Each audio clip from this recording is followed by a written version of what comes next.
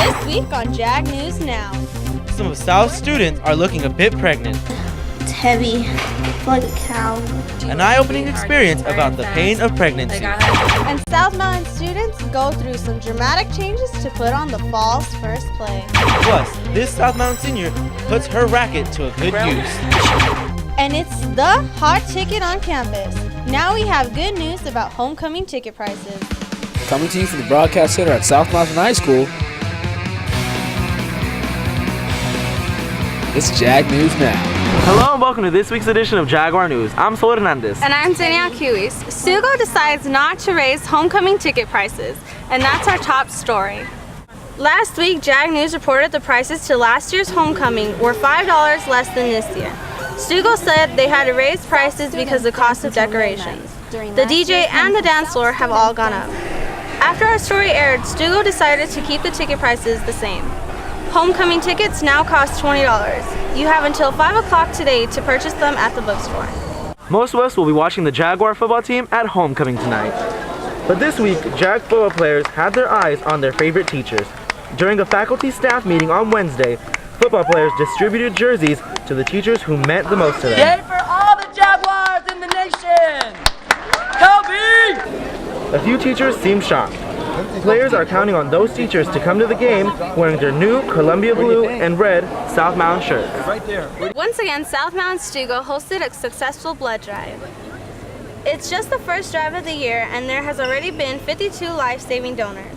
Stugo was awarded with bronze medals by the United Blood Service for their blood drive accomplishments.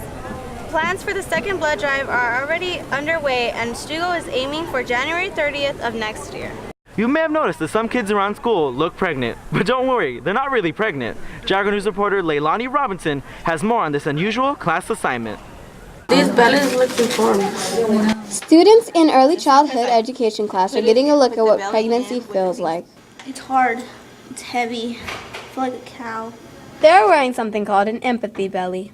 They can feel the weight that a real pregnancy would have. It was hard because that thing, it makes you like breathe hard, you get tired fast.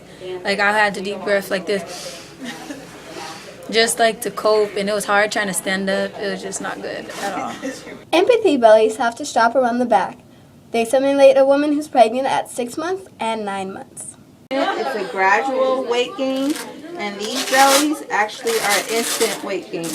Mostly girls take this class, but there are a few guys who want to know how to cope with a pregnant wife. I took the class to get a general idea of how I could be better as a parent when I get older. The students wear these bellies for 3 periods in a row. After they take them off, all the students we interviewed said they want to wait till they're married to have children. For Jag News, I'm Leilani Robinson. Our very own drama department performed the bow stratagem during this week on Wednesday and Thursday. I went out and found out what the actors did to prepare for their performance. You usually see him in a shirt and tie in Jaguar News, but in this play, my co-anchor looks a lot different. Like playing a girl was like really challenging because I had to wear a dress, had to wear flats, and it's just uncomfortable, but it's fun. The bow stratagem is a romantic robbery gone wrong. Students worked for weeks practicing their lines and perfecting their fantastic accents. The accent, I'm a poor girl, so I have the Cockney accent, and it's really fun to mess with. I don't know, it's beautiful.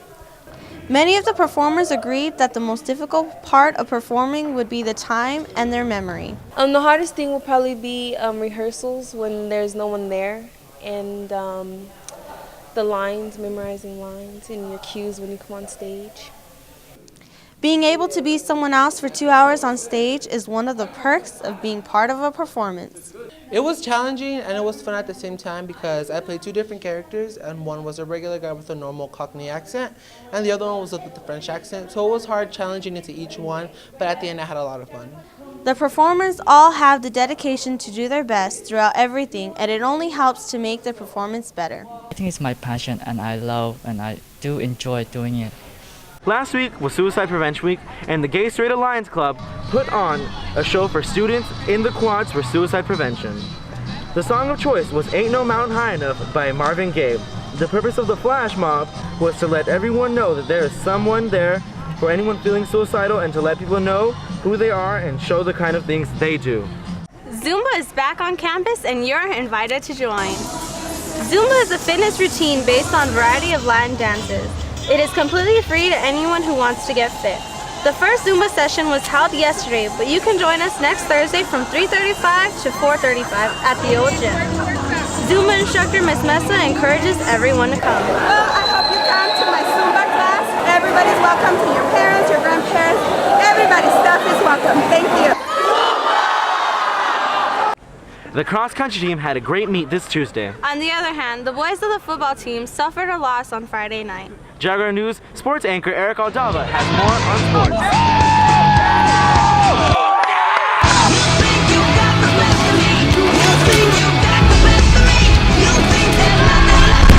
Thanks, guys. And tonight is a big night as the varsity football team hosts a homecoming football game against Cactus Shadows High School. South is still searching for its first win, while Cactus Shadows comes in with a record of 3-1. Last week, it was another rough one for South, as their opponent was Williamsfield High School. The Falcons controlled the game from start to finish, and the Jags were never able to put points on the board, with the final score ending 56-0. They are hoping to improve against Cactus Shadows tonight. The varsity volleyball team had a game against NFL Yet and Queen Creek this week. The JV and freshman team also played, but because of NFL's lack of players, they played a scrimmage against themselves. Varsity won their match against NFL Yet, but Queen Creek was able to hand them their first loss of the season. They ran the 3-mile course against North, Carl Hayden, and Betty Fairfax. Unfortunately, South was short by one runner to run as a full team. It was an individual run for each girl, but Hyle Sakuris won the varsity girls meet.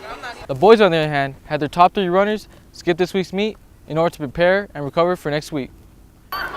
South Mountain won the 3-mile meet overall, though it was also held at Betty Fairfax. Varsity also faced against North, Carl Hayden, and Betty Fairfax. Today was kind of a tough race. I feel like I'm improving little by little, but there's still more to improve, and I'll get better and better by time passes. To play this next sport, you need a racket and a birdie. Today we meet a South Mountain student who knows how to use both of these things. In fact, she manages to juggle all her senior responsibilities as well as staying on top of the girls' badminton team. Veronica Dominguez does it all. She's the #1 badminton player at South Mountain, holds a 3.6 grade point average, and has a job on the weekends. How do you stay awake? I drink a lot of coffee.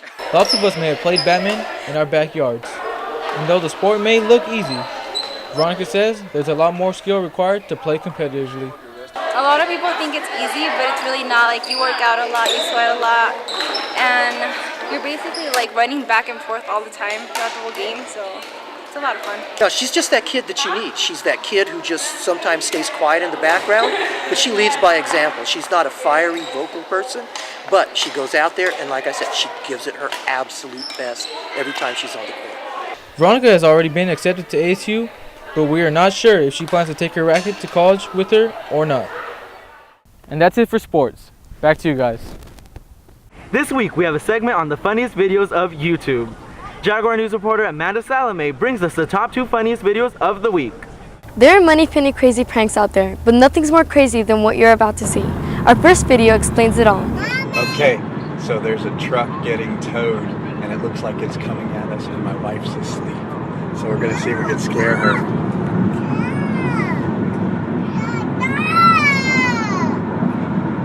Babe, wake up, there's a truck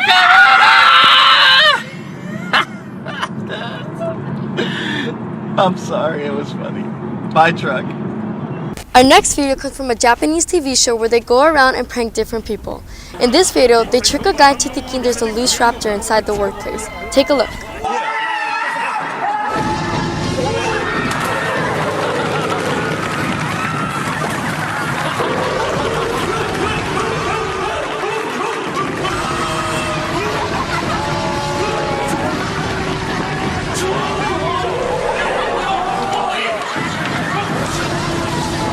That does it for this week's edition of Jaguar News. Next week we'll bring you coverage from the black and white ball.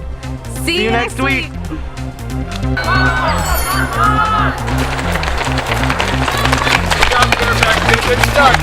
Look, it's on TV. This gap right here.